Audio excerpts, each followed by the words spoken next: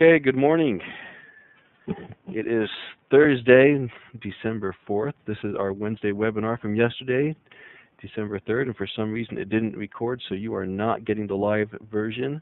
You're getting a secondary version that we're recording late. I'm not sure why it didn't publish correctly yesterday, so we apologize that it's not the original, but hopefully this will be valuable for you. Our webinar today is about blogging in the classroom. The title is Blogging It's More Than Chatter. This is presented by the Instructional Technology Department. That's part of the Instructional Design and Professional Learning Division. And keep calm and blog on. With me today, I'm Mark Oakton, the coordinator one of the coordinators with Instructional Technology here at IDPL. We also have Mark Thomas, one of our digital learning coaches, and I'm grateful to have him with us. If you were here yesterday with us, you would have also heard from Lorenda Norman, another one of our digital learning coaches. Unfortunately, she couldn't be with us this morning, so it'll be the Mark and Mark show today. Quick overview of the agenda. We're going to talk about why blogging is something that's valuable for the classroom, how we can use it in the classroom, as well how you can use it as a professional to enhance your own professional knowledge. I guess we should start with the very, very basics. What is a blog? With the advent of the internet, people were able to post their journals and their diaries online and to post their experiences online for other people to see. And that was originally called a web log. In the spring of 1999, one of these web loggers decided to play with the words a little bit, and instead of having the space between the B and the L, he moved it to between the E and the B. And on his weblog, he said, "We blog," and that term really caught on. And from that time, we've called these online diaries blogs. And since then, this concept of blogging has evolved from simply sharing your ordinary or extraordinary experiences to sharing whatever it is that you have a passion or an interest in. And there are literally millions of blogs available on any and every subject imaginable. And it's really opened up the discourse so that ordinary people like us can express ourselves and find an audience in the world who wants to listen to us. So this naturally leads us to our next question, which is why should we use blogging? Why is blogging something that we should consider to be a legitimate and strong pedagogical tool? And we have several reasons. The first is that it creates an authentic audience for the student. I shared yesterday, and I'll share it again, one of my favorite TED Talks is by the speaker, the educator, Alan November. And in one of his TED Talks, he talks about an experience that he had as he was going out and presenting to a school, and he was up on the stage presenting, and he was talking about a young lady who had begun writing online novels in the style of J.K. Rowling, the author of the Harry Potter series, and how this young lady had become a very popular online presence. He didn't know it, but this young lady, whom he had never ever met before, was in the audience. And there was a buzz in the audience, and so we called the young lady up and onto the stage with him and had her talk about her online writing experience. Later in the day, as he was visiting with some teachers at the school, this young lady's language arts teacher approached Alan November and told him, "That's wonderful what she's doing online, but she's not doing her schoolwork. She's not turning in her schoolwork." And he had a chance to visit with this student, and when he asked her, she said something that was very, very telling and revealing about students' priorities. She said, quote, "When I wake up, I have to decide if I will do my work for my teachers or publish for the world." This is what I mean by an authentic audience. An audience of peers and parents and community members, not just teachers. An audience that matters to the student. Secondly, blogging results in increased self-awareness as a writer. There's something about writing for an authentic audience that causes one to step back and really take a closer look at what they are writing, to think about whether or not the words that they're putting on paper, or that they're typing into the web browser or into the document, really express what they're trying to say. Gives the students a chance to consider the tone, to consider the style, the nuances of language, and to develop their own written voice, which is often different from our spoken voice. Third, blogging is useful for teachers to have a ready-made electronic portfolio of student work. This allows them to see the growth of the students in their writing throughout the school year. Unfortunately, most of the blogging platforms don't allow for a transfer of that writing from teacher to teacher, but within that school year, it is really a good indicator that the teacher can see the growth in the student. Fourth, there's increased dialogue and collaboration. Dialogue between the teacher and the student. As the student is able to write and post online, the teacher has an opportunity to read those posts and to respond to the student and prompt the student and coach the student in his or her writing. As well, students are able to do that with each other and collaborate with each other and work together on projects and work together on writing assignments online, and it's really a strong tool for that. Additionally, blogging allows students and teachers, really allows teachers to showcase what their students are doing online. This is really important. My first thought is the NEPF. We want to showcase what our students are doing. Next, blogging allows teachers to teach the important concepts that are connected with digital citizenship and managing one's digital footprint. And blogging is really a safe environment. Classroom blogs are a safe environment in which teachers can do this and teach these important concepts that the students need to know for their entire lives. And finally, blogging gives teachers another tool in their quest to reach all learners. We've all had students who just absolutely hate writing in the traditional format. Well, blogging gives students another venue in which they can express themselves. So the little bit of overview of what blogging is and why. I'm going to turn some time over to Mark Thomas now to talk about one of our resources for blogging, which is KidBlogs. All right, before we get into KidBlogs, let's talk a little bit more about some specifics. The idea with blogging is you need to actually understand what your purpose is behind blogging. Why do you want to blog, have your students blog? And keep in mind that blogging, even though we're talking about writing, it's not just for ELA. It's not just for your writing class, your language arts classes. Any subject area, pretty much any grade level, could use blogging in their curriculum. You could have students participate in a book club through their blogging and share literature that they're reading and doing book reviews and discussing the books. A wonderful project is the Global Read Aloud, where students hook up with another classroom across the country and share a book that they're reading together and share their thoughts and insights on that. Math class could easily use blogging for problem solving or to demonstrate math concepts, understanding of math concepts. You can use it in the science classroom for science notebooks. You can have global communication with global pen pals. A lot of different ways, very easily done in a variety of environments and subjects and grade levels. So let's look at a couple of things that you need to keep in mind as you're thinking about blogging with your classroom, things that you need to remember to when you're getting started. First of all is when you have your blog set up, make sure that you have clear expectations for students.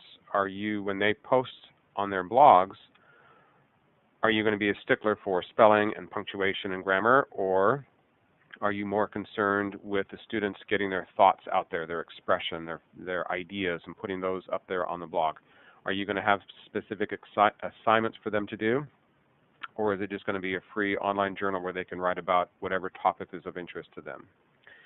We also need to make sure that we take care of all the necessary paperwork. Students, this is an online activity on the computer. Students must have a signed AUP on file, giving them permission to be on the computer at all.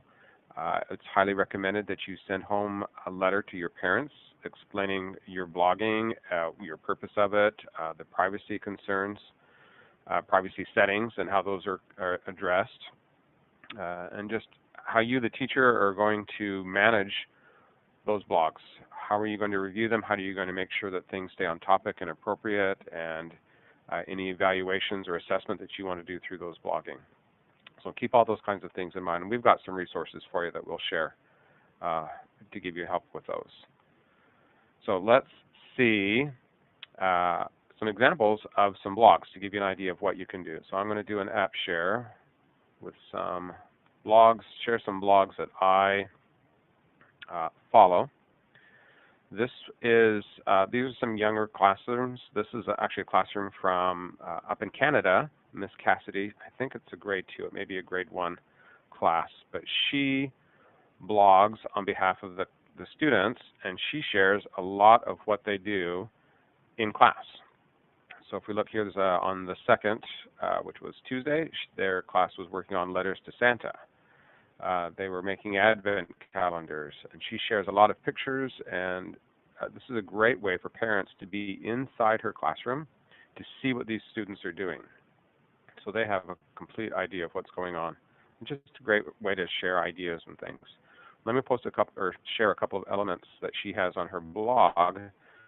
You notice right here that she has a widget, a map showing all the visitors from around the world that sees her classroom blog.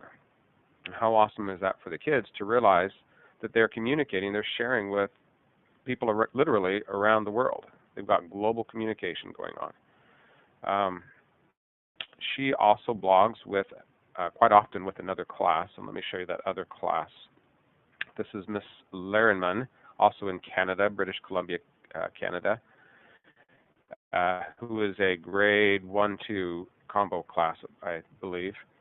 And Miss L's class and Miss Cassidy's class quite often share back and forth on their blogs. They'll post things that they're doing to each other. They'll comment on each other's blogs. Students have an opportunity to share their learning. They have an opportunity to post. She's also got on the side of her blog, she has some other classrooms that she hooks up with that occasionally they'll communicate with, and they'll blog back and forth. They'll go to this class's site and post a blog for them, or back and forth. And so it's an exchange of cultures. It's a way of communicating. Again, that's a great motivator when you're communicating and blogging with another classroom someplace else. This is a class blog for Miss Rip. I'll show you her professional blog here in a few minutes, but she was my inspiration to get me started in blogging, and this is the blog that she uses for her class. And again, she uses this, I think, in 2 ways. One, to communicate with the parents, to share what they're doing, but also to communicate with their students. So she explains certain assignments up here, posts resources for her students so they can understand how to do certain assignments online. So she's got a twofold purpose for hers. But she also does a lot of blogging with her students. And so this is her students. And this is done on KidBlog, which we'll show a little bit later. Again, she's got her map showing all the readership from around the world. These are all of her students here on the right side, members of her classes. She teaches 7th grade reading, I believe, in Washington State. So she's created a blog for each of her students, and so they can come on here and post. I'm not sure if she does specific assignments. I think occasionally she does a specific assignment that the students have to finish, but a lot of times it's their online journals, their thoughts about things. You can see Trenton has talked about how his first quarter went. Alexander did a little short story, but he has lots of comments from other students commenting on that and offering some advice or encouragement. Again, that authentic writing on an authentic audience, it's not just for the teacher, but it's for a wider audience.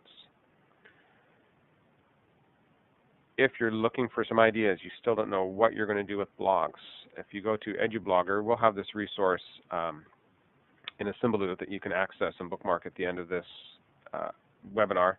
But the EduBlogger website has a list of classroom blogs that you can check out.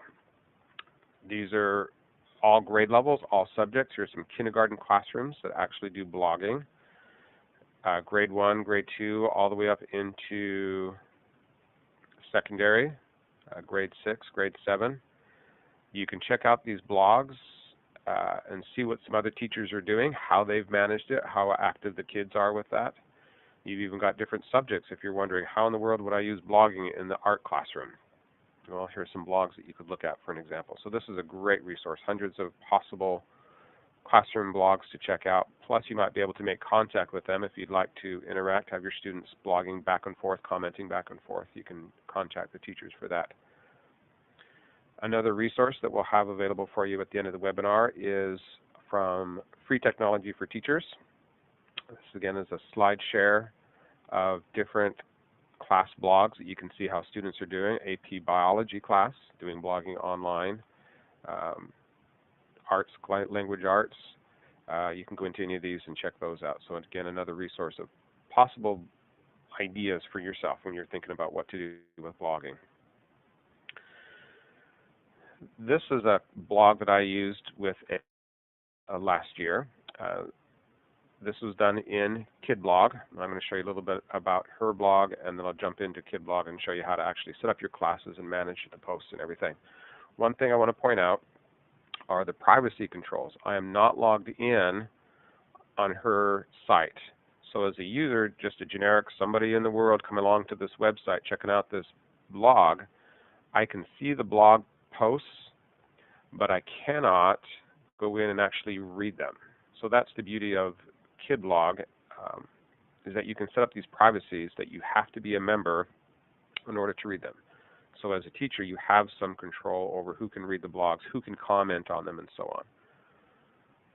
I'm going to go ahead and log in. Under Miss Brock, I'm going to pretend to be Miss Brock today. And so now that I'm logged in, Mark, now I can see that. Can I jump in for just a second? You bet. Miss Brock is a teacher that Mr. Thomas works with and as a digital coach and assists. I don't want any odd notions going out there. That's a teacher that you work closely with on blogging, and so you. Good point. Yes, thank you. I forgot to mention that. Yes, I have permission to use her blog here and use her account to demo this. Thank you. So now that I'm logged in as a member of her class, I can see all the comments that went with the blog post, and I can see the actual blog post itself. The layout with KidBlog is that if I'm on the All Blogs tab, I can see a stream of all of my students' blog posts. So I can click on any one of them, go in and read the post itself. I can see how many people have commented on it. I can see when it was done and who the author is. If I wanted to see a specific student, I could go to one of her posts and then click on her name for her tab and see all of her blog posts. So I have, again, all in one location.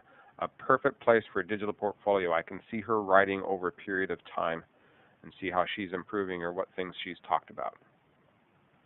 So let's go in and see how we set up a KidBlog and how we can manage it. So I can go in and I can create an account. KidBlog is completely free. I highly recommend KidBlog because it's one of the blogging platforms that does come through the district's filter. There are a number of blogging platforms out there. KidBlog is one of them. EduBlogs is another excellent one that also comes through the district's filter. Blogger, if you have a Google account, you have access to Blogger and you can use that for blogging. However, that is blocked by the district. So any blogging would have to be done outside of it. And there's several other platforms. But we're going to focus on KidBlog today, give you a demo of that, and pretty much all of them are set up in a similar manner. When I first log in to KidBlog, this is my dashboard, and so I can see a quick overview of how things are going on my students' blogs. I can see how many posts we've had published. These are pending. The way that she has it set up is she has to moderate all of the blogs. Nothing gets published without her seeing it first. Another great feature that she has control over. So she has 11 posts that she needs to review before they show up.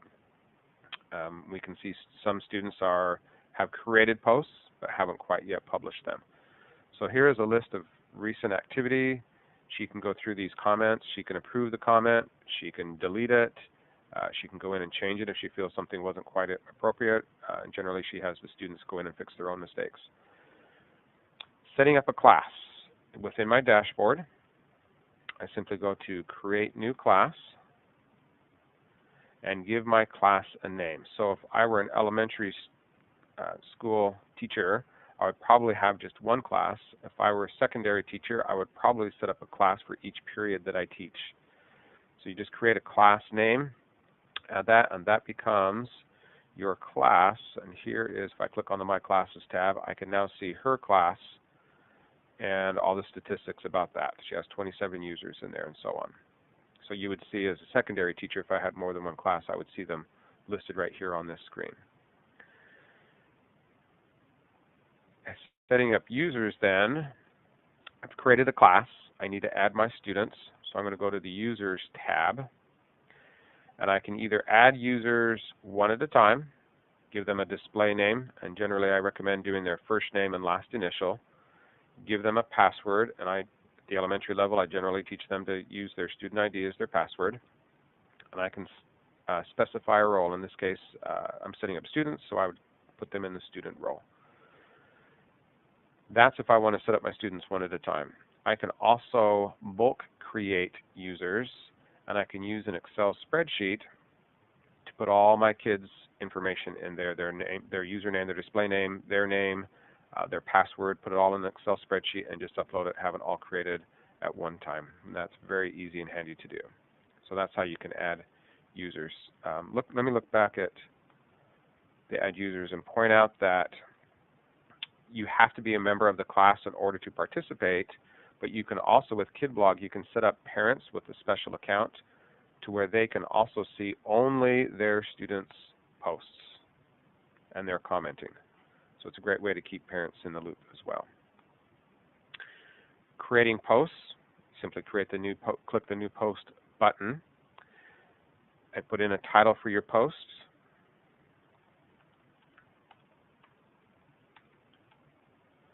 And then you've got your rich text editor down here to type in your message.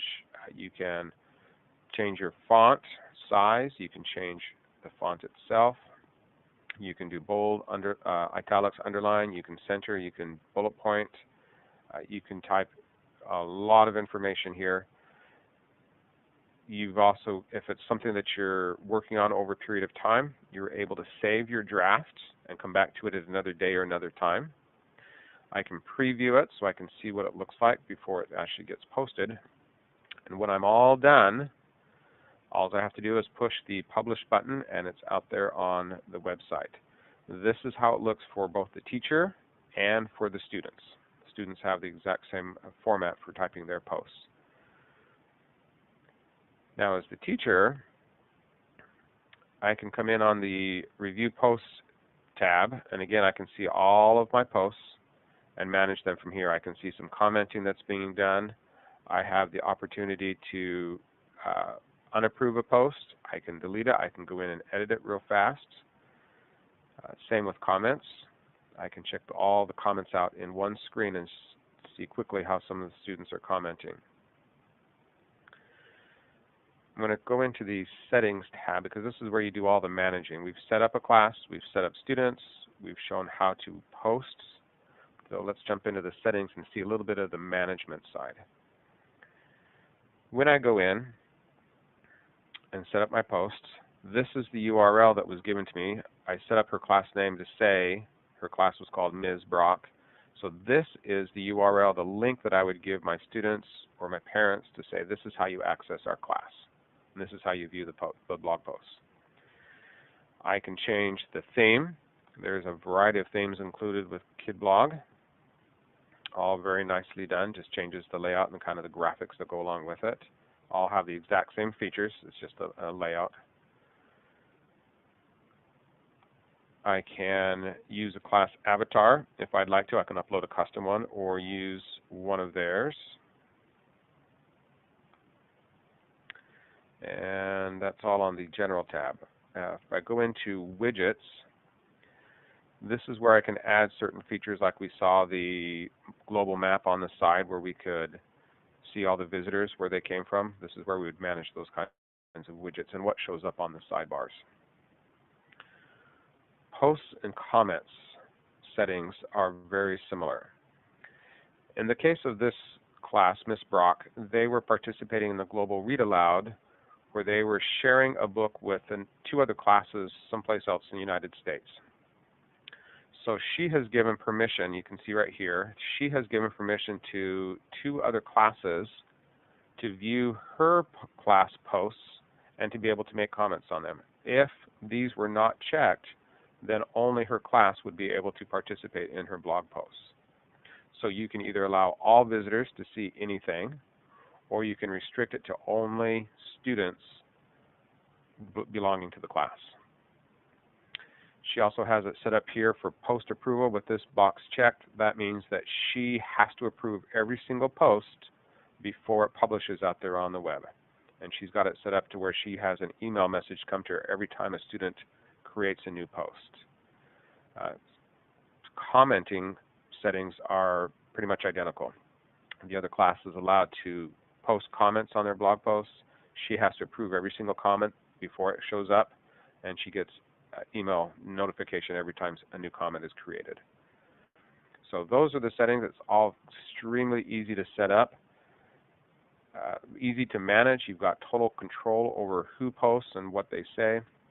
You've got control over who has access to it, and you can always review students and make sure that they're staying on task and making appropriate blog posts and comments. So that's KidBlog. It is free. You can have as many classes as you need, and each class, I think, has a limit of 50 students.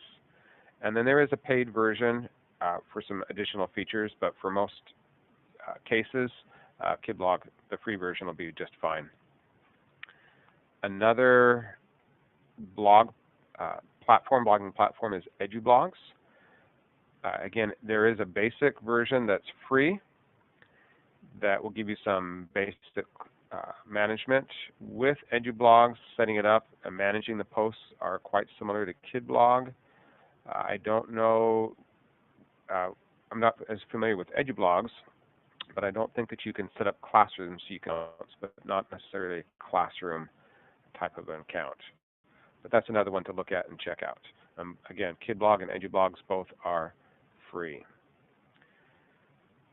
So I'm going to jump in and show you, so these are classroom uses, class blogs, student blogs.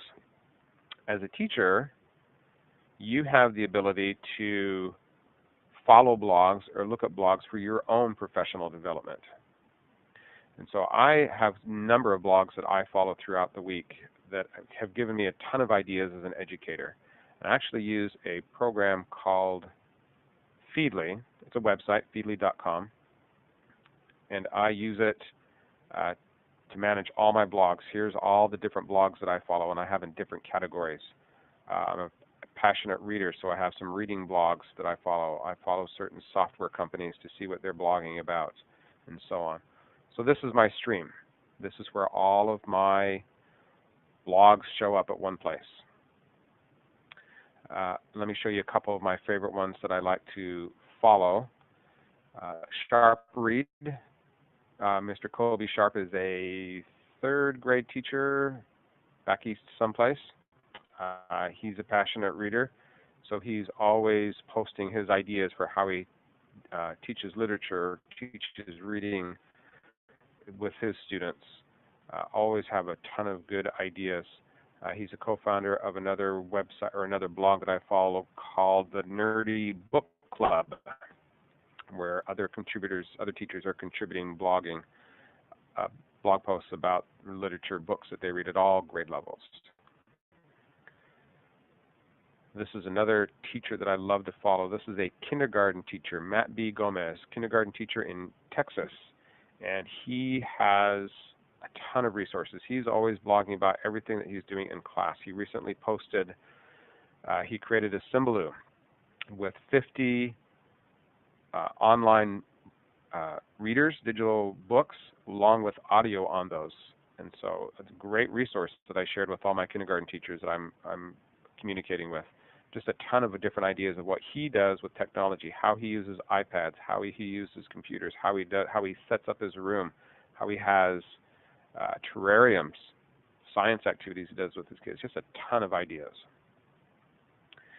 And this is probably my all-time favorite. This is the woman who inspired me the most as both a teacher and as a blogger, Pernell Ripp. I showed you her class blog and her students blog back at the beginning, but this is her professional blog, and she just has a ton of great ideas. Again, she just shares her philosophy on education.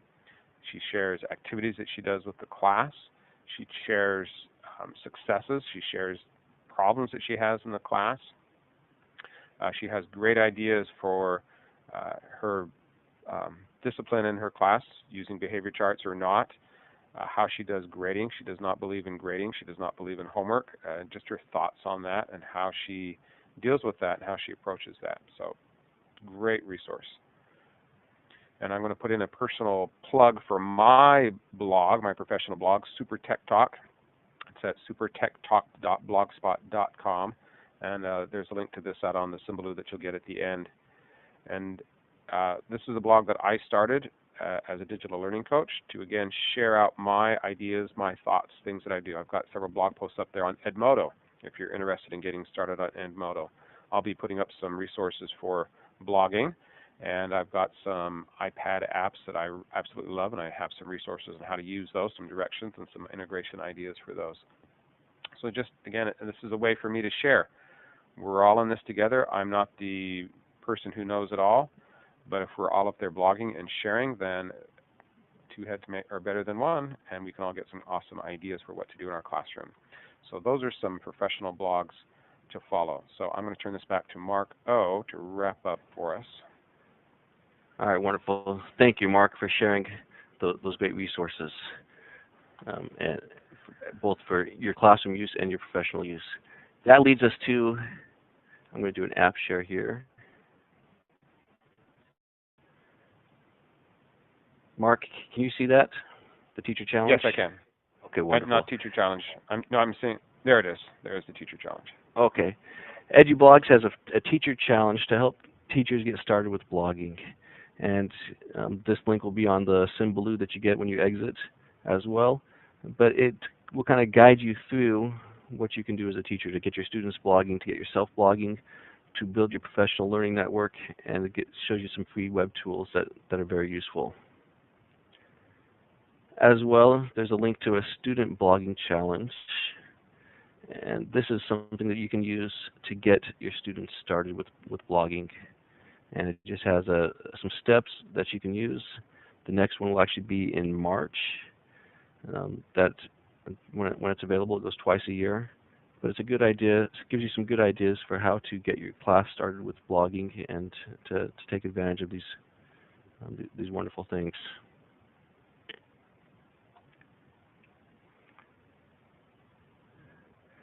Now, if we were live, we would take questions at this time. We took some yesterday, and I think we've covered everything that the questions asked yesterday.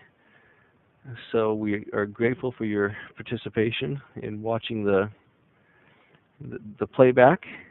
If you need help, feel free to contact the digital coach at your school. About half of our schools have digital coaches this year. If you don't have a digital coach, talk to your ECS and see if they can help you. If not, feel free to contact myself, Mark Oakton. I'm on Interact. We have Mark Thomas, who shared with us today, and Lorenda Norman, who's also one of our digital coaches, who is very knowledgeable about blogging. Again, thank you. Hopefully it was useful and informative. And again, Mark, don't forget to mention the Symbaloo. Oh, yes. When you log out, when you click on the bottom right-hand corner of the playback, you'll see a link that says log attendance and exit. When you click that and exit from this session, you'll have a Symbaloo that comes up. Symbaloo is simply a bookmarking tool. Go ahead and save that Symbaloo, bookmark that Symbaloo mark it in your favorites or wherever you save your websites. That way you can refer back to it, and it gives all these tools that Mark Thomas was showing you. Mark, thank you, and I hope everyone has You're welcome. It was a great session. Has a wonderful day. I'm going to go ahead and end the recording now.